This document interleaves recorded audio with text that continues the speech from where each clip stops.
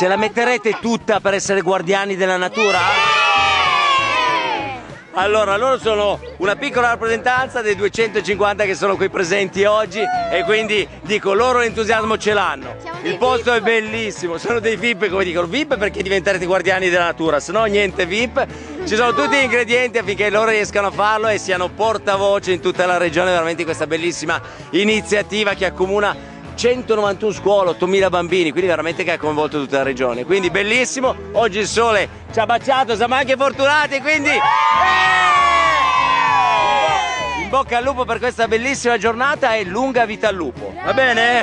Oggi qui in Cansiglio nel Bosco Magico, com'è nata questa idea? Ma è nata dal fatto che ovviamente l'ambiente è una parte importante del Veneto, non solamente per quanto riguarda l'aspetto naturalistico ma anche economico, però mettere a disposizione dei bambini la natura e in qualche modo farli anche responsabilizzare nel minimo possibile come guardiani della natura, secondo me era un passo importante perché possano loro poi tutelare l'ambiente nei prossimi anni.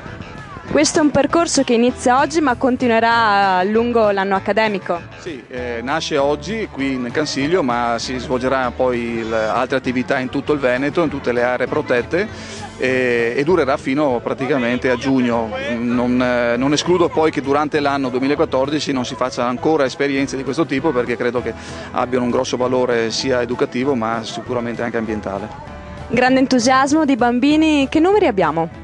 Le adesioni a livello Veneto rispetto a questo tipo di progettazione è di 8.000 bambini, 350 scuole, quindi io credo che sia stato un successo già di per sé questo. Ovviamente adesso dobbiamo soddisfare anche queste esigenze con i minimi costi, però mettendo a disposizione loro tutto l'aspetto più bello che ha il Veneto, cioè la parte naturale. Quindi diventiamo tutti? Tutti guardiani della natura.